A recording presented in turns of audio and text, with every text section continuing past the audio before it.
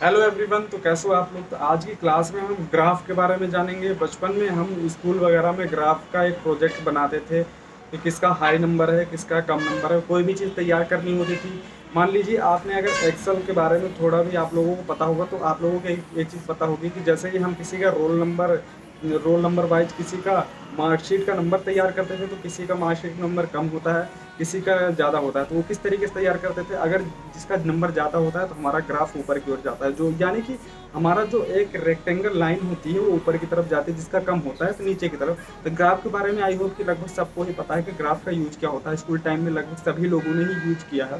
तो आज हम ग्राफ की क्लास में सीखेंगे कि ग्राफ किस तरीके से बनाते हैं। इसमें ज़्यादा कुछ नहीं है, ग्राफ पहले से ही बना बनाया है, बस हमको नंबर डालना है और नंबर डाल के बस इसको डन कर देना है। डन करते ही आप देखेंगे कि आपका जो ग्राफ है तैयार है। लेकिन इसमें बहुत सारे ग्राफ आपको देखने के मिलेंगे, सिर्फ एक ग्राफ नहीं, इसमें horizontal, vertical, circle, line segment, stack graph, हर तरीके का ग्राफ आपको देखने को मिलेगा। तो चलिए इसका प्रैक्टिस करके देखते हैं और हम इसका यूज करते हैं कि ग्राफ में क्या क्या चीज़ें हैं। तो चलिए क्लास को आगे बढ़ाते हैं।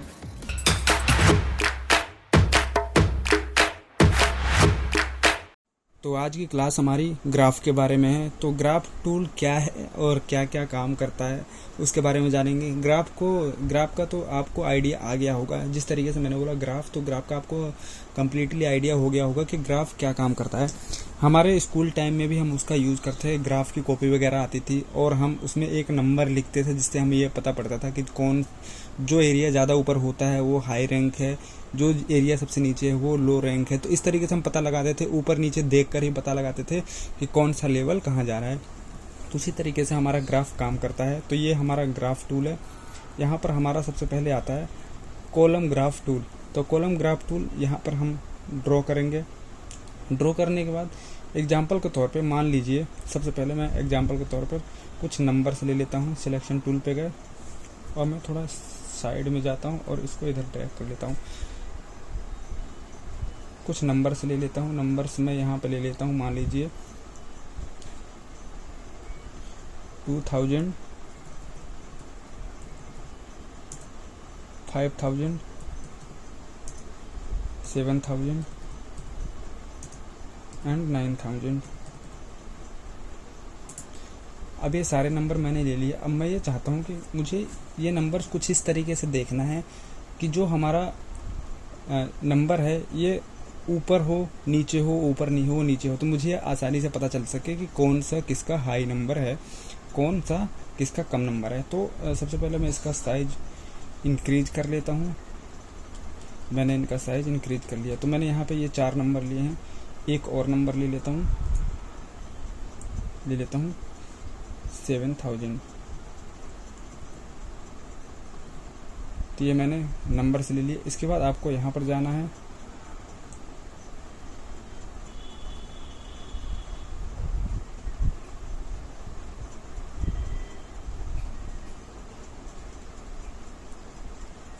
इसको फ़िलहाल के लिए मैं डिलीट करता हूँ और दोबारा से यहाँ पर ग्राफ को अप्लाई कर लेता हूँ। तो पहले नंबर पे मैं यहाँ पर इस नंबर को सेलेक्ट करता हूँ, यहाँ पर लेता हूँ मैं 2000। इसके बाद लेता हूँ यहाँ पे 5000। इसके बाद 7000, फिर 9000 और इसके बाद फिर से 7000। इसके बाद आप देख रहे हैं यहाँ पर हमने यहाँ पर ये ग्राफ बना लिया है। मतलब हमारी लाइन से एक लाइन तैयार हो गई है और ये दूसरी लाइन है। दूसरी लाइन में भी हम यहाँ पर ले लेते हैं 400, 400। इसके बाद लेते हैं 200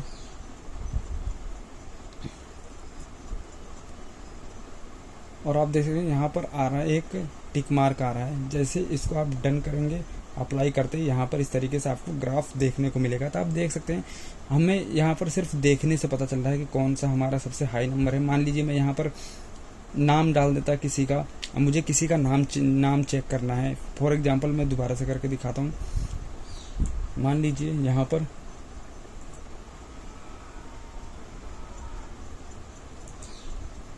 इसको मैं फ़िलहाल के लिए डिलीट करता हूँ।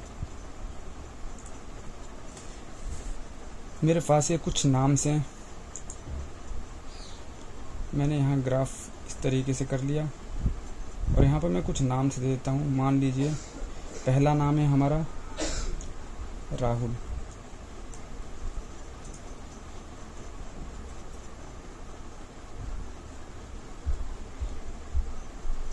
इसके बाद विजय, इसके बाद संजय, इसके बाद आता है विपिन, इसके बाद अर्जुन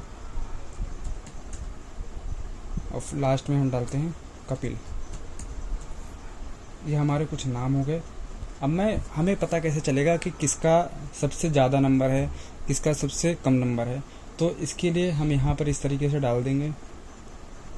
यहाँ पर मैं डालता हूँ, सबसे पहले मान लीजिए ये राहुल का है, राहुल को मैं दे देता हूँ 50, विजय को 60, 43, 94, 32 और कपिल के देते हैं 84। इसके बाद हम यहाँ से ओके करते हैं। तो आप यहाँ से जान सकते हैं यहाँ पर किसको कितने अंक मिले हैं। तो यहाँ पर सबसे हाईएस्ट हम देखेंगे, सबसे हाईएस्ट हमारा ये वाला शो हो रहा है। सबसे हाईएस्ट कितना है हम यहाँ से भी देख सकते हैं। यहाँ पे सबसे हाईएस्ट यहाँ पे ये नंबर जा रहा है। तो अगर मैं कंट्रोल R करूँ, इसको सबसे पहले डन कर देते हैं और यहाँ से हटा देते हैं। अगर मैं कंट्रोल R करूँ और आपको दिखाऊँ यहाँ से गाइड को सिलेक्ट करके, तो यहाँ देख सकते हैं लगभग हमारा जो है 80% से ऊपर जा रहा है। मतलब कि यहाँ पर अगर जूम करें तो लगभग 100% के पास में ही है। नियरली हमारा ये जो विपिन का नंबर है नियरली 100% के पास में ही है। तो इस तरीके से आप ग्राफ तैयार कर सकते हैं, किसी का नाम के थ्रू या और नंबर के थ्रू, किसी भी तरीके से आप यूज कर सकते हैं। तो ये ग्राफ का टूल बहुत ही अच्छा है। इसके बाद और भी देखते हैं, इसके अंदर कुछ और टूल हैं। सबसे पहले गाइड को क्लियर करते हैं। यहाँ व्यू में जाना है, व्यू में जाने के बाद आपको गाइड्स दिखेगा और इसके बाद क्लियर गाइड्स। इसके बाद यहाँ पर ग्राफ पे जाना है। यहाँ पर स्टैक्ड कॉलम ग्राफ है, ये भी सेम इसी तरीके का है। बार ग्राफ है, बार ग्राफ ये हमारा हॉरिजॉन्टल था, सॉरी वर्टिकल था, अब ये हॉरिजॉन्टल में होगा। और जो हमारा बार ग्राफ होता है वो हमारा हॉरिजॉन्टल में होता है। इसके बाद स्टैक्ड ग्राफ होता है, लाइन ग्राफ होता है। लाइन ग्राफ के बारे में आपको बता देता हूँ। अगर मैं इसको यहाँ से ट्रैक करता हूँ, यहाँ पर भी सेम नंबर डालते हैं 4 9 1 0 और उसके बाद ओके करते हैं। तो हमारा जो स्टैक्ड ग्राफ होता है कुछ इस तरीके से होता है, जो ऊपर नीचे की तरफ एक पाथ की तरह लाइन जाता है। तो ये हमारा स्टैक्ड ग्राफ होता है। डबल क्लिक करके आप यहाँ से चेंज भी कर सकते हैं इसको। तो हमें इसमें ज़्यादा कुछ छेड़छाड़ नहीं करना। आज की क्लास हम ज़्यादा ही छोटी रखते हैं इसलिए, क्योंकि इसमें ज़्यादा कुछ खास है नहीं। अगर आपको ग्राफ के बारे में बारीकी से जानना है तो एक्सेल वगैरह सीखिए, उसमें आपको बहुत कुछ सीखने को मिल जाएगा। तो इसके बाद आता है हमारा पाई ग्राफ। पाई ग्राफ के बारे में आपने स्कूल टाइम में भी सुना होगा। पाई ग्राफ होता क्या है, मान लीजिए हमारे पास 100% नंबर है। 100% में से 60% मैंने किसी और को दे दिए,